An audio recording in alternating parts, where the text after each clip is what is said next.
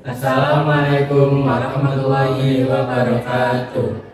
Kami dari kelompok 8 ingin mempresentasikan tentang sejarah Kesultanan Banten. Izinkan kami memperkenalkan diri. Pertama, saya Faiz Akbar Ramadan, absen 12. Saya Restu Medina Putra, absen 30. Saya Aurora Christopher Ramdan, absen 7.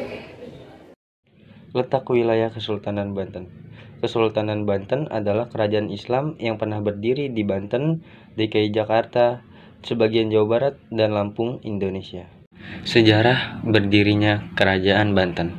Kerajaan Banten resmi didirikan pada abad ke-16 oleh seorang pangeran dari Pajajaran yang bernama Maulana Hasanuddin. Akibat serangan Portugis yang menghancurkan kerajaan Pajajaran, membuat Maulana Hasanuddin mendirikan kerajaan Banten dan memilih Surosowan sebagai ibu kotanya. Dia kemudian mengganti namanya menjadi Sultan Maulana Yusuf. Sumber-sumber sejarah, sumber lisan dan tradisional. Sejarah dari sumber lisan dan tradisional berkaitan dengan Maulana Hasanuddin, pendiri Kesultanan Banten yang banyak melakukan kegiatan dakwah dan pedalaman Wahanten. Namun, tokoh bernama Arya Suranggana menentang aktivitas tersebut. Meski demikian, akhirnya dakwah bisa terus berjalan setelah Maulana Hasanuddin mengalahkan Arya Suranggana dalam sabung ayam. Sumber dari Eropa. Banyakkah pedagang dari Eropa yang membuat catatan mengenai kondisi kerajaan Banten? Ada yang menyebut bahwa kerajaan Banten termasuk salah satu kerajaan terkuat di pantai utara Jawa, sebab diperkirakan memiliki pasukan sekitar 200.000 orang guna mengamankan wilayahnya. Berikut adalah raja-raja.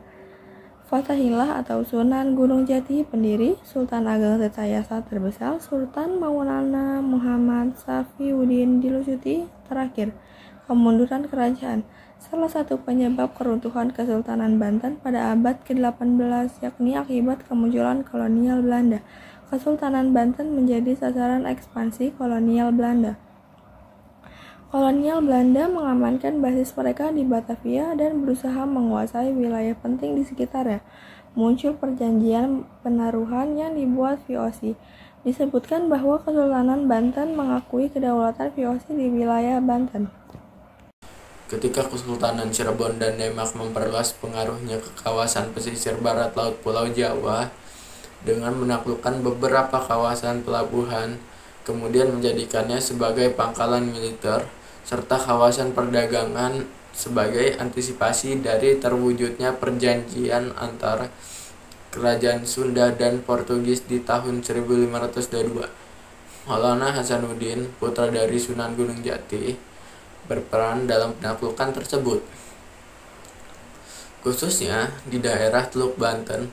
Setelah penaklukan tersebut, Maulana Hasanuddin mulai mengembangkan benteng pertahanan yang dinamakan Surosowan, dibangun 1552. Saat ini terletak di Banten Lama. Surosowan berkembang menjadi kawasan kota pesisir yang kemudian menjadi pusat pemerintahan setelah Banten menjadi kesultanan yang berdiri sendiri. Kesultanan Banten pernah menjadi pusat perdagangan besar dan penting di Asia Tenggara. Dengan barang ekspor unggulan terutama lada, kesultanan ini mencapai puncak kejayaannya di akhir abad ke-16 sampai ke pertengahan abad ke-17. Pada akhir abad ke-17, kesultanan ini mulai dibayangi oleh VOC di Batavia, serta akhirnya dianeksasi ke Hindia Belanda pada tahun 1813. Wilayah intinya saat ini membentuk Provinsi Banten. Saat ini di Banten Lama, terutama Masjid Agung Banten, menjadi tujuan penting bagi wisatawan dan penziarah dari seluruh Indonesia dan dari luar negeri.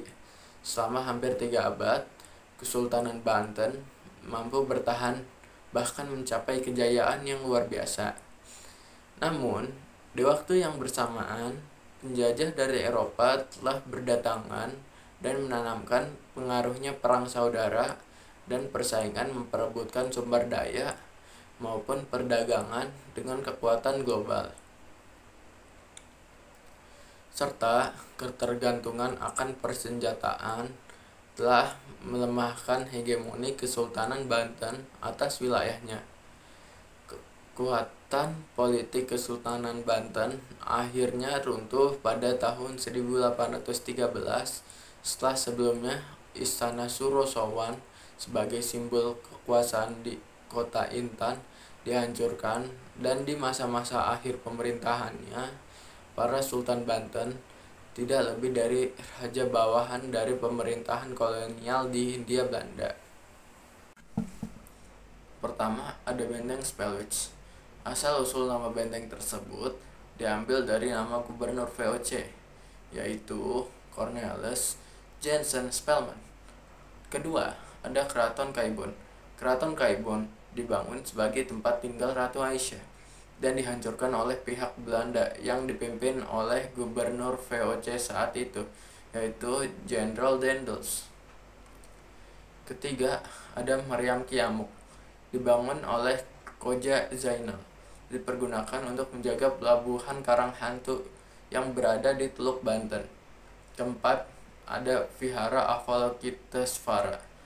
Sunan Gunung Jati membangun vihara pada tahun 1542. Kelima, ada Danau Tasikardi, dibuat oleh Maulana Yusuf, dibangun untuk menampung air dari sungai Cibanten demi pengairan sawah. Keenam, ada Masjid Agung Banten.